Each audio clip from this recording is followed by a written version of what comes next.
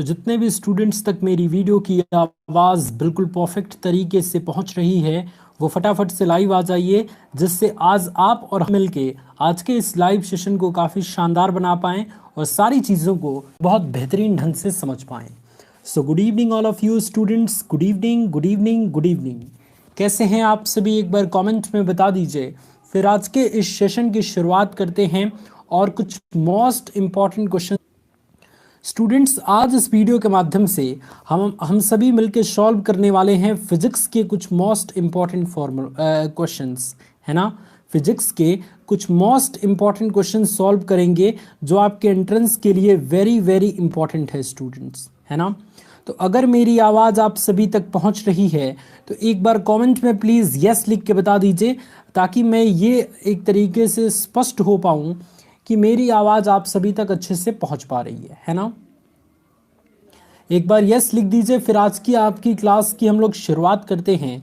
Actually students net नहीं चल रहा था, है ना, जिसकी वजह से 2-3 मिनट लाइव सेशन लेट हो चुका है ना। तो इसके लिए माफ़ी चाहते हैं। बाकी नेट अब सही चल रहा है, स्पीड सही दे रहा है। आई थिंक आपके पास सही से सारी चीज़ें क्लियर होंगी, है ना। चलिए स्टार्ट करते हैं स्टूडेंट आज की इस वीडियो को, और सबसे पहला क्वेश्चन आपकी स्क्रीन पे प्रस्तुत करते हैं। आज थ्योरेटिकल टाइप के ही क्वेश्चन मैक्सिमम हम करने वाले हैं, ठीक है। एक दिन न्यूमेरिकल का पूरा सेशन लेके आएंगे जिसमें कुछ ज़्यादा इंपॉर्टेंट न्यूमेरिकल्स को आपको सॉल्व करा देंगे, है ना। और आप न्यूमेरिकल को सॉल्व भी करते रहिएगा। क्वेश्चन ये कह रहा है कि परम शून्यताप होता है। परम शून्यताप किसको कहते हैं स्टूडेंट? 0 डिग्री सेल्सियस को, या 0 केल्विन को, या 0 डिग्री फ़ारेनहाइट को, या 273 डिग्री सेल्सियस को? कौन बताएगा करेक्ट आंसर? इस क्वेश्चन का करेक्ट आंसर बताइए कि परम शून्यताप किसे कहते हैं। मैं देखता हूं कितने स्टूडेंट्स करेक्ट आंसर दे रहे हैं। इसमें भी डिफरेंट आंसर, इतना इंपॉर्टेंट क्वेश्चन में भी आपका डिफरेंट आंसर आ रहा है। कोई ए कह रहा है, कोई डी कह रहा है। ये क्या मतलब है भाई? कोई बी भी कह रहा है? ये गलत बात है ना। कोई ए कह रहा है, कोई बी कह रहा है, कोई सी कह रहा है, कोई डी कह रहा है। ऐसा क्यों भाई? इसका मतलब पढ़ाई हो नहीं रही है बढ़िया से। गुड इवनिंग, गुड इवनिंग सभी को, गुड इवनिंग। इस क्वेश्चन का ए आंसर नहीं होगा, तो जितने भी स्टूडेंट ए आंसर कर रहे हैं वो बिल्कुल गलत हैं। 0 डिग्री सेल्सियस को परम शून्यताप नहीं कहते हैं। परम शून्यताप स्टूडेंट एक ऐसा ताप होता है जिससे कम ताप संभव नहीं है। तो क्या 0 डिग्री सेल्सियस से कम ताप संभव नहीं होता है? तो ये -273 डिग्री सेल्सियस जो आप लिखते हैं ये क्या है? -40 डिग्री सेल्सियस लिखते हैं ये क्या है? ये तो 0 डिग्री सेल्सियस से कम है ना। और परम शून्यताप ये परिभाषित करता है कि ऐसा ताप ये होता है परम शून्यताप जिससे कम ताप संभव नहीं है। तो ये हो जाएगा 0 केल्विन, है ना। इस क्वेश्चन का राइट आंसर हो जाएगा ऑप्शन नंबर बी, परम शून्यताप 0 केल्विन को कहते हैं, या फिर -273 डिग्री सेंटीग्रेड को कहते हैं। ये चीज ध्यान रखेंगे स्टूडेंट। अगर सेंटीग्रेड में कहेंगे तो -273 डिग्री सेंटीग्रेड, और केल्विन में कहेंगे तो 0 केल्विन। ये एक ऐसा ताप है, इससे कम ताप संभव है ही नहीं, है ना। इसीलिए इसको एब्सोल्यूट टेम्परेचर कहते हैं, परम शून्यताप कहते हैं। श्वेता कुमारी कह रही हैं आई एम न्यू स्टूडेंट भाई, वेलकम। और अच्छे तरीके से पढ़िए और अपने दोस्तों को भी इस चैनल के साथ जोड़िए ताकि बहुत अच्छे से हम लोग तैयारी कर पाएँ, ठीक है स्टूडेंट। चलिए very good, very good. Share करते रहिए स्टूडेंट्स वीडियो को। अब बढ़ते हम अपने दूसरे इंपॉर्टेंट क्वेश्चन की तरफ। दूसरा क्वेश्चन आपके स्क्रीन पे है, न्यूमेरिकल टाइप का है। ज़रा सॉल्व कीजिए और बताइए करेक्ट आंसर क्या होगा। एक 60 वाट के बल्ब में 0.5 एम्पियर की धारा बहती है। एक 60 वाट का बल्ब है। एक बल्ब मान लीजिए हमने ऐसे बना दिया, ठीक है, ऐसे एक बल्ब बना दिया, और ये बल्ब का एक तरीके से शक्ति लिखा गया है। इस बल्ब की शक्ति दी गई है 60 वाट, है ना। तो अब कह रहा है, और इसमें 0.5 एम्पियर की धारा बहती है, तो 1 घंटे में इससे गुजरने वाले कुल आवेश कितना होगा? 1 घंटे अगर इस बल्ब को जलाएं तो गुजरने वाले आवेश का मान कितना होगा स्टूडेंट्स? कौन बताएगा? कौन बताएगा इस क्वेश्चन का आंसर? ए को लॉक किया जाए, और किसी स्टूडेंट का? हाँ, विकास का भी ए आ रहा है, तनिषा का भी ए आ रहा है। सर कॉलेज में पासबुक लगेगा या एटीएम? पूरा एटीएम ही उठा के लेते जाइए, एटीएम थोड़ी लगता है भाई। कॉलेज में सिर्फ पासबुक की फोटोकॉपी लगती है ना? ओके, तो इस क्वेश्चन का डी भी आ रहा है, ए भी आ रहा है, लेकिन मैक्सिमम स्टूडेंट्स का ए आ रहा है। ये थोड़ी सी राहत वाली बात है ना? आइए सॉल्व करते हैं स्टूडेंट्स। हमको निकालना है क्यू का मान, आवेश का मान। और स्टूडेंट आप सभी जानते हैं कि जब धारा का मान, आई का मान दिया गया है, समय का मान दिया गया है, तो क्यू का मान निकालने के लिए हम जानते हैं क्यू बराबर आई इंटू टी होता है स्टूडेंट, है ना? अब देखिए, बराबर में आई का मान रख देंगे 0.5 और इंटू टी का मान हम ये 1 घंटा नहीं लिखेंगे, 1 घंटे को, 1 हावर को हम सेकंड में कन्वर्ट करेंगे। तो 1 गुणे यहाँ पे हो जाएगा 60 सेकंड इंटू 60 मिनट, है ना? तो यहाँ पे आपका क्या हो जाएगा स्टूडेंट्स? यहाँ पे आपका हो जाएगा ये 60 गुणे 60 यानी 3600, और 3600 में 0.5 का गुणा कीजिए, तो Q बराबर 0.5 गुणे 3600। ठीक है स्टूडेंट्स, तो यहाँ पे आप दशमलव हटाएंगे, 10 नीचे जाएगा, 1 जीरो से 1 जीरो कट जाएगा। 360 में आप 5 का गुणा कर दीजिए, 0 6 पचे 30 की जीरो हासिल, 3 5 15 3 18, 1800 गुलाम हमारा करेक्ट आंसर आ रहा है स्टूडेंट्स। तो इस क्वेश्चन का डी आंसर करेक्ट होगा। आप में से काफी सारे स्टूडेंट्स ए आंसर कह रहे थे, ऐसा क्यों भाई? ऐसा आप लोग क्यों कह रहे थे ए आंसर? जल्दी से बता दीजिए, इसके पीछे का रीजन क्या है कि आप सभी ने ए आंसर कहा? सर आपका नोटिफिकेशन मुझ तक नहीं पहुंच रहा है, मैं क्या करूं? स्टूडेंट्स नोटिफिकेशन गया है क्या आप सभी के पास कि आज का नोटिफिकेशन नहीं गया है? अगर गया है तो बहुत अच्छी बात है, और नहीं गया है तो जो स्टूडेंट्स के पास नोटिफिकेशन नहीं जा रहा है वो नोटिफिकेशन बेल आइकन को प्रेस कर दीजिए, है ना? और उस पर ऑल सेलेक्ट कर दीजिए। ऑल सेलेक्ट कर देंगे तो हमेशा आपके पास नोटिफिकेशन जाएगा। हाँ, इसीलिए ना गलत हो गया। मैं कह रहा हूं कि सॉल्व करके स्टूडेंट्स आप सभी आंसर बताइए, मजा आ जाएगा। फिर गया है सर, ठीक है, नोटिफिकेशन आया है, वेरी गुड, कोई बात नहीं Tanisha, very good. Next question आपकी स्क्रीन पे है स्टूडेंट्स, इसे सॉल्व कीजिए जरा। तो मैं इसीलिए इतने इंपॉर्टेंट क्वेश्चंस को बार बार रिपीट कराता हूं ताकि आप अच्छे से तैयारी करें। यदि वायु के सापेक्ष कांच का अपवर्तनांक 1.5 हो तो कांच के सापेक्ष वायु का अपवर्तनांक क्या होगा?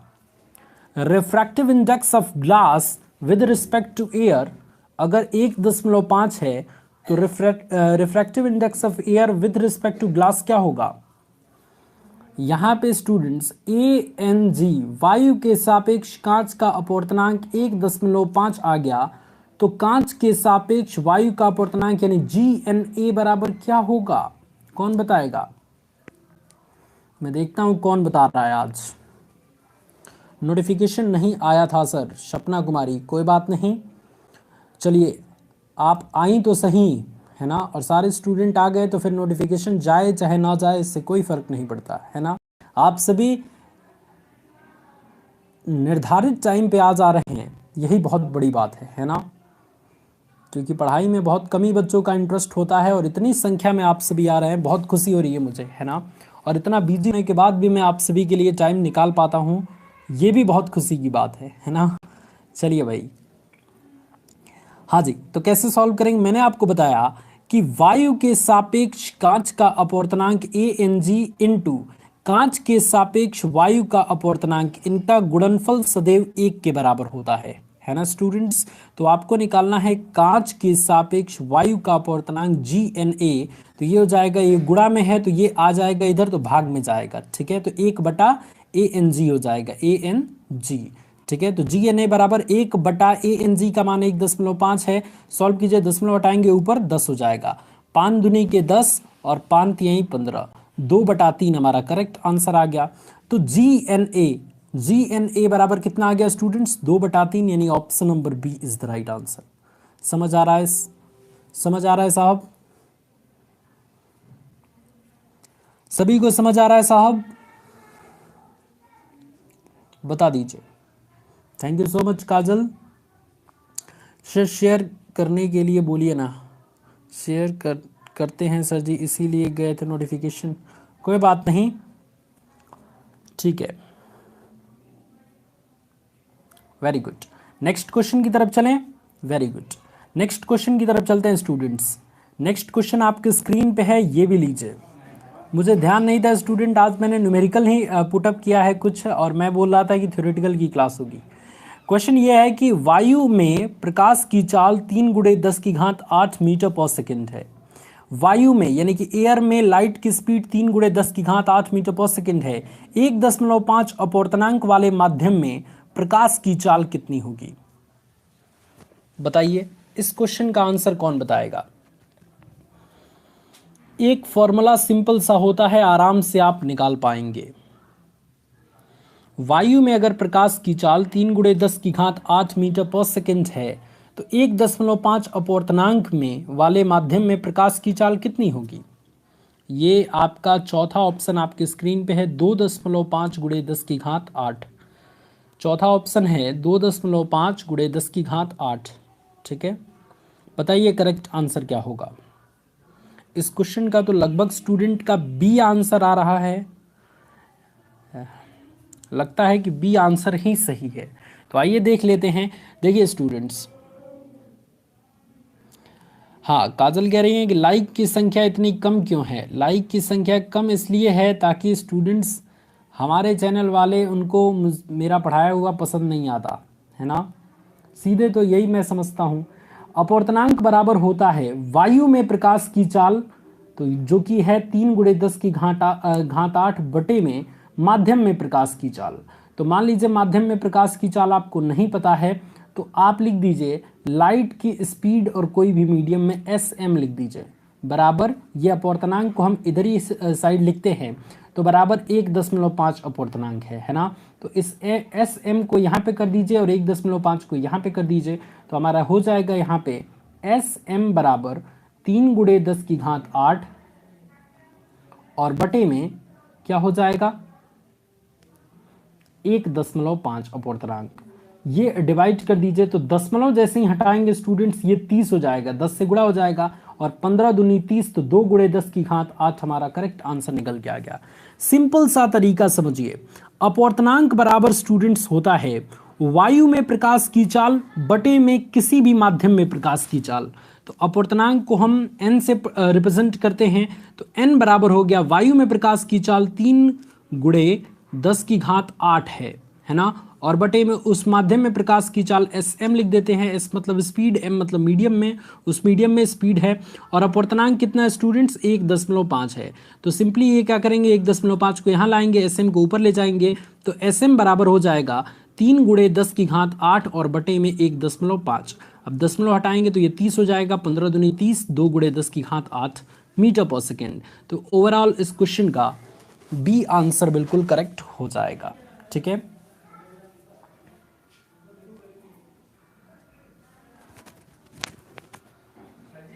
चलिए, तो इसी के साथ यहाँ पे स्टूडेंट्स हमने कुछ क्वेश्चन को सॉल्व किया है। नेक्स्ट क्वेश्चन की तरफ चलें। वेरी गुड, नेक्स्ट क्वेश्चन आपकी स्क्रीन पे है, ये क्वेश्चन आप देख सकते हैं। ठीक है, ये क्वेश्चन आप देख सकते हैं, कह रहा है कि वेग परिवर्तन की दर को कहते हैं, यहाँ पे वेग परिवर्तन की दर को कहते हैं। 4 ऑप्शन आपके स्क्रीन पे दिया गया है, आवेग, संवेग, विस्थापन और त्वरण। कौन बताएगा करेक्ट आंसर? वेग परिवर्तन की दर को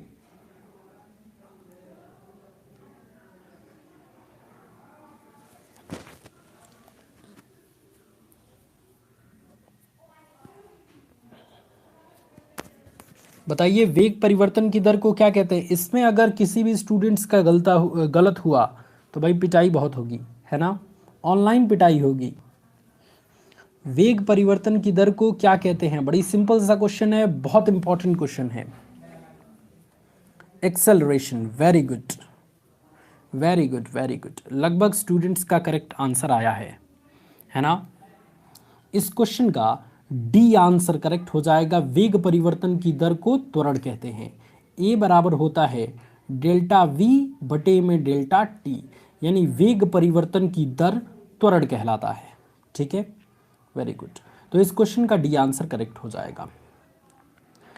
अब यहाँ पे स्टूडेंट एक चीज समझना जरूरी है कि जितने भी ये क्वेश्चन हैं इनको कम से कम 2 दिन पे 3 दिन पे आप रिवाइज करते रहिए, है ना। ये सारा पीडीएफ मैं टेलीग्राम चैनल पे दे देता हूँ, बिना रिवीजन के कुछ संभव नहीं है स्टूडेंट्स। नेक्स्ट क्वेश्चन आपके स्क्रीन पे है कि एक विद्युत बल्ब पर 12 वोल्ट और 60 वाट अंकित किया गया है, यानी लिखा गया है, तो इसमें धारा का मान क्या होगा, यानी कि इलेक्ट्रिक करंट का मान क्या होगा। एक विद्युत बल्ब पर 12 वोल्ट और 60 वाट अंकित है, इसमें विद्युत धारा का मान क्या होगा। कौन स्टूडेंट्स बताएगा करेक्ट आंसर। हाँ जी, सबको मॉडरेटर पिटाई, वेरी गुड। यहाँ पे स्टूडेंट इस क्वेश्चन का लगभग स्टूडेंट्स का डी आंसर आ रहा है, और बाकी देखते हैं कि कितने स्टूडेंट्स और भी डिफरेंट आंसर देते हैं, लेकिन अभी तक तो सभी स्टूडेंट्स का लगभग डी आंसर आया है। सुरुचि का ए आंसर आ रहा है ना, एमडी लाल बाबू का ए आ रहा है, प्रियंका का डी आ रहा है, ठीक है, अश्मिता का डी ए आ रहा है, अरविंद का ए आ रहा है, तनिषा का डी आ रहा है। चेक कर लेते हैं भाई, देखिए डिफरेंट आंसर आया ना, यही दिक्कत वाली बात है, इसी को तो सुधारना है हमें। ऐसे ही मेहनत करके और इस फॉर्मूले को याद करके आसानी से इसको अप्लाई करके और सही आंसर लाना है। इससे सिंपल सवाल कोई नहीं मिलेगा, इंपॉर्टेंट क्वेश्चन इससे कोई नहीं मिलेगा। यहाँ पे देखिए, ये इतना इंपॉर्टेंट क्वेश्चन है कि काफ़ी बार इस सूत्र पे क्वेश्चन पूछा जाता है। ये v का मान, सबसे पहले आप देखिए किसका मान दिया गया है, v का मान 12 दिया गया है, p का मान जो है वो 60 दिया गया है। हमने कैसे पता किया कि v का मान और p का मान ही दिया है। वोल्ट किसका मात्रक होता है, वोल्ट किसका मात्रक होता है, विभवांतर का, और वाट किसका मात्रक होता है, शक्ति का। तो v बराबर 12 और p बराबर 60 आ गया, ठीक है। शक्ति को p से डिनोट करते हैं। धारा पूछ रहा है, P बराबर V इंटू आई स्टूडेंट्स होता है एक फॉर्मूला, इसी फॉर्मूला में रख दीजिए, आंसर निकल के आ जाएगा। तो हमें धारा निकालना है, तो I बराबर निकालेंगे तो P और बटे में V हो जाएगा, भाई गुणा में है, इधर आएगा तो भाग में चला जाएगा, तो P बटा V आ जाएगा। P का मान 60 दिया गया है, V का मान 12 दिया गया है, 12 पचे 60, 5 बार में कट जाएगा, 5 एम्पियर हमारा करेक्ट आंसर आ गया। इस क्वेश्चन का लगभग सभी स्टूडेंट का डी आंसर आया था, जो कि बिल्कुल करेक्ट आंसर है। जो स्टूडेंट ऑप्शन नंबर ए कह रहे हैं वो बिल्कुल गलत है, ठीक है ना। डी वालों का सही है भाई, ए वालों चुल्लू भर पानी में डूब मरो। अब क्या कह सकते हैं भाई, इतना आसान सा क्वेश्चन है फिर भी आप लोग ए कह रहे हैं, बताइए। इस समय डी वालों को जो है वो बहुत अपने आप पे प्राउड फील हो रहा होगा, है ना। वेरी गुड, चलिए कोई बात नहीं, गलतियां होती रहती हैं स्टूडेंट, दिल पे नहीं लिया जाता। नेक्स्ट क्वेश्चन आपके स्क्रीन पे है भाई। नेक्स्ट क्वेश्चन ये कह रहा है कि रेखीय प्रसार गुणांक का मात्रक क्या है। मैंने स्टूडेंट रेखीय प्रसार, क्षेत्रीय प्रसार और आयतन प्रसार तीनों का बताया है कि तीनों एक तरीके से इनका मात्रक क्या होता है। तो कौन बताएगा रेखीय प्रसार गुणांक का मात्रक। रेखीय प्रसार, क्षेत्रीय प्रसार और आयतन प्रसार तीनों का एक ही होता है, तो करेक्ट आंसर कौन देगा। इसमें भी चलिए हो जाए, 2 टीम बांट दिया जाए, ठीक है, किसका सही होता है किस टीम का। हाँ, कुछ लोग ए आंसर कर रहे हैं, कुछ लोग डी, कुछ लोग सी, है ना। लेकिन इसमें तो 3 टीम हो गया। रेखीय प्रसार गुणांक, अरे अल्फा बीटा गामा जो होता है ना, जिसका संबंध रेशियो होता है 1 संबंधित 2 संबंधित 3, तो ये होता है रेखीय प्रसार गुणांक, ये होता है क्षेत्रीय प्रसार गुणांक, ये होता है आयतन प्रसार गुणांक।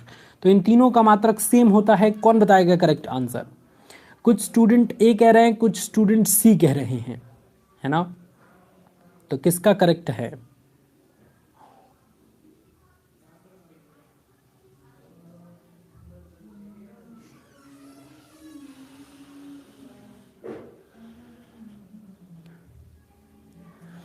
करेक्ट आंसर कौन बताएगा भाई। इस क्वेश्चन का रेखीय प्रसार गुणांक का मात्रक होता है स्टूडेंट प्रति डिग्री सेल्सियस, है ना, प्रति डिग्री सेल्सियस, ठीक है। Telegram ID Pandey ji technical नाम है, ठीक है ना। प्रति डिग्री सेल्सियस, डिग्री सेल्सियस नहीं होता है, डिग्री सेल्सियस हमारा गलत हो जाएगा, प्रति डिग्री सेल्सियस होता है इसका मात्रक। तो प्रति डिग्री सेल्सियस कौन सा है? डिग्री सेल्सियस का इनवर्स, मतलब प्रति डिग्री सेल्सियस होता है ना। तो रेखीय प्रसार गुणांक, क्षेत्रीय प्रसार गुणांक, आयतन प्रसार गुणांक, तीनों पूछा जाए तो आप प्रति डिग्री सेल्सियस ही इसका आंसर बताएंगे। और तीनों में संबंध क्या होता है ये भी कई बार पूछा जाता है।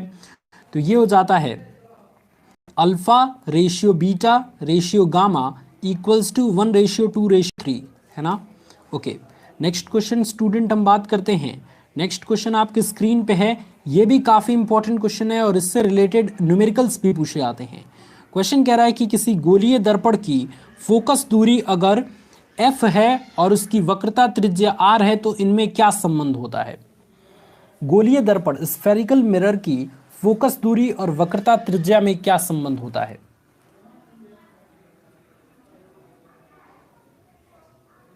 कौन बताएगा भाई? जल्दी बता दो स्टूडेंट्स।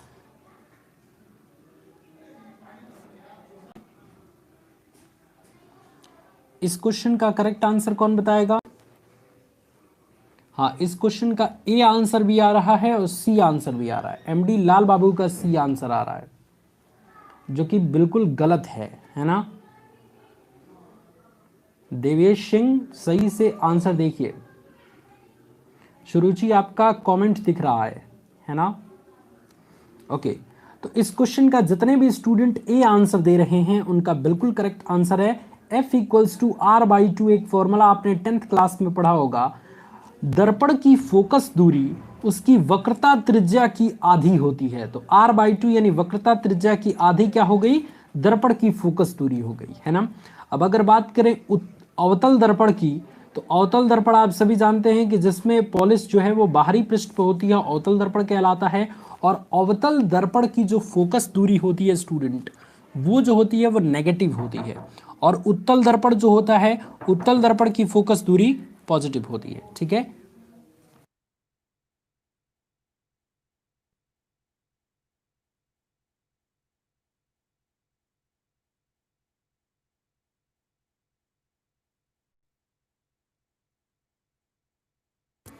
हाँ जी स्टूडेंट्स, तो कहने का मतलब यही है कि अवतल की फोकस दूरी ऋणात्मक और उत्तल की फोकस दूरी धनात्मक होती है। अब आप पूछेंगे साहब कैसे, ये याद कैसे हम रखेंगे?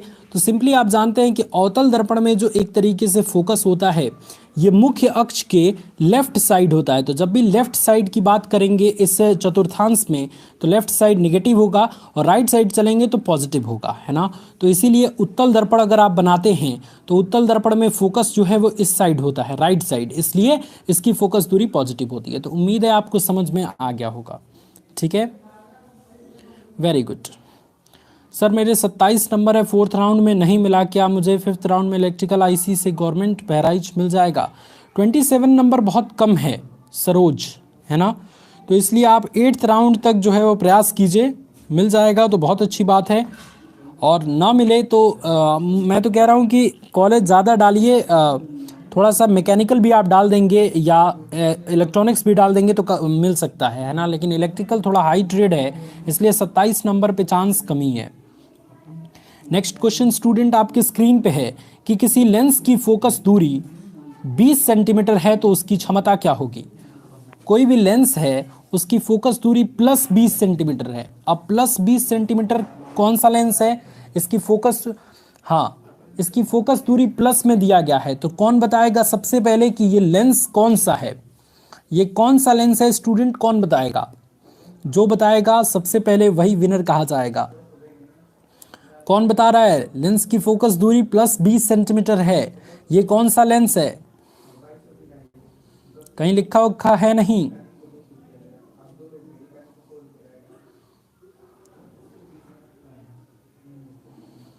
जल्दी बताइए भाई। कॉन्वेक्स, अस्मिता, सबसे पहले अस्मिता का बिल्कुल करेक्ट आंसर आया और फिर प्रियंका का बिल्कुल करेक्ट आंसर आया। कॉन्वेक्स यानी उत्तल लेंस है स्टूडेंट, है ना।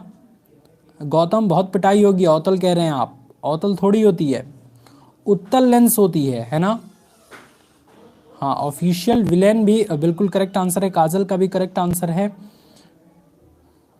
राजा कुमार का भी करेक्ट आंसर है। गौतम, इसके विषय में आप अपने कॉलेज में पता कर लीजिएगा प्लीज, इसके बारे में कंफर्म जानकारी मुझे प्राप्त नहीं है। सुरुचि का भी बिल्कुल करेक्ट आंसर है। स्टूडेंट्स, ये जो उत्तल लेंस होता है, इसमें आप देखते हैं कि यहाँ पे वस्तु रखा जाए तो किरणें यहाँ पे फोकस से होकर गुजरती हैं, तो फोकस से इसके राइट साइड है, राइट साइड में जब भी हम मेजर करेंगे तो फोकस को पॉजिटिव मिलेंगे, तो इसलिए कहते हैं कि उत्तल लेंस की फोकस दूरी धनात्मक होती है। तो यहाँ पे धनात्मक 20 दिया गया है, तो इससे स्पष्ट है कि ये उत्तल लेंस है।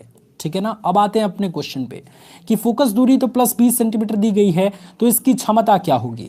तो जब सेंटीमीटर में फोकस दूरी दी गई है तो क्षमता P बराबर होता है 100 बटे में F।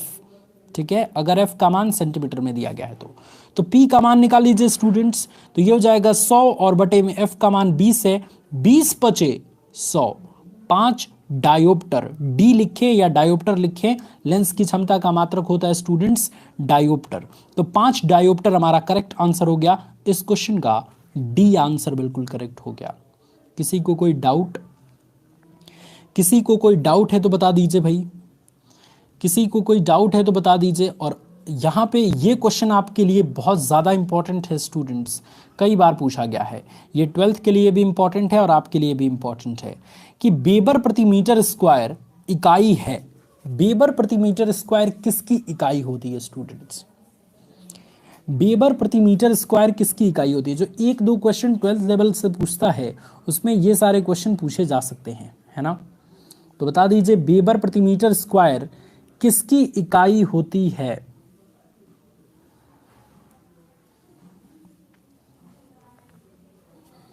इस क्वेश्चन का लगभग स्टूडेंट का गलत आंसर आ रहा है, ठीक है ना।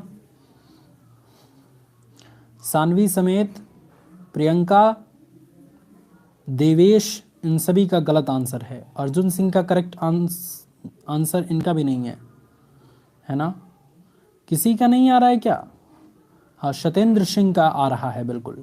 मनीषा वर्मा का करेक्ट आंसर आ रहा है, ठीक है। शर्मा ब्लॉग का करेक्ट आंसर, शर्मा ब्लॉग तो आंसर ही नहीं दे रहे। शिवम मिश्रा आपका भी एक तरीके से सही आंसर है, हाँ, शिवम का करेक्ट आंसर है।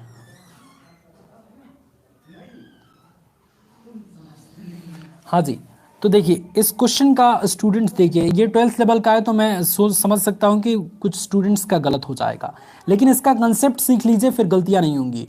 वेबर प्रति मीटर स्क्वायर किसकी इकाई होती है। एक स्टूडेंट आप फॉर्मूला ध्यान रखेंगे, फाई बराबर बी इंटू ए। जितने भी 10th 11th के स्टूडेंट हैं उनको ये चीज़ नहीं पढ़ना है क्योंकि ये 12th की चीज़ है। तो फाई बराबर बी इंटू ए एक फॉर्मूला आप याद रखेंगे। ये जो फाई जो है ना स्टूडेंट, ये है आपका चुंबकीय फ्लक्स, है ना, मैग्नेटिक फ्लक्स है। ये जो बी है ना स्टूडेंट, ये है चुंबकीय क्षेत्र की तीव्रता, और ये जो ए है ना स्टूडेंट, ये है आपका इकाई, एक तरीके से अनुप्रस्थ काट का क्षेत्रफल, ठीक है। तो जब भी यहाँ पे देखेंगे आप हमेशा ध्यान रखेंगे कि ये चुंबकीय फ्लक्स जो होता है उसका मात्रक वेबर होता है, वेबर, है ना। चुंबकीय फ्लक्स का मात्रक वेबर होता है। यहाँ पे क्या दिया है स्टूडेंट, वेबर प्रति मीटर स्क्वायर। तो यहाँ पे फाई बराबर अगर बी इंटू ए है और इस फाई का मात्रक जब वेबर है, ठीक है, तो वेबर प्रति मीटर स्क्वायर किसका हो जाएगा, चूंकि ये क्षेत्रफल है, क्षेत्रफल का मात्रक मीटर स्क्वायर होता है। तो अगर हम इस b का मान निकालें तो b बराबर हमारा हो जाएगा स्टूडेंट फाई और बटे में a, और फाई का मात्रक मैंने अभी अभी आपको बताया वेबर होता है, और बटे में a का मात्रक हो जाएगा मीटर स्क्वायर। तो वेबर प्रति मीटर स्क्वायर ये किसके बराबर आ रहा है, ये आ रहा है b के बराबर, और b क्या है स्टूडेंट, चुंबकीय क्षेत्र की तीव्रता। तो इस क्वेश्चन का ए आंसर करेक्ट हो जाएगा। मैंने बहुत बेहतरीन तरीके से आपको बता दिया। जब भी चुंबकीय फ्लक्स की बात करेंगे आपके दिमाग में फाई आना चाहिए और इसका मात्रक सिंपल सा एक अक्षर का वेबर आना चाहिए, है ना, वेबर।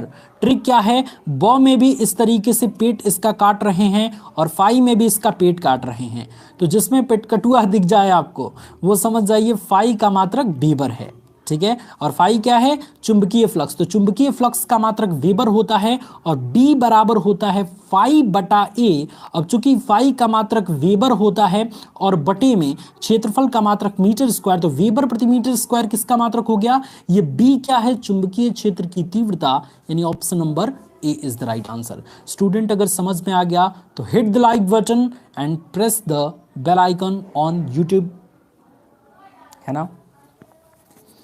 हालांकि इंग्लिश की मैं टांग तोड़ रहा हूं, मैं, मुझे पता है, लेकिन कोई बात नहीं। समझ आ गया सभी स्टूडेंट्स? सर क्या गवर्नमेंट एम्प्लॉय के बच्चों को स्कॉलरशिप मिलेगी? स्टार स्टडी पॉइंट बिल्कुल नहीं, है ना।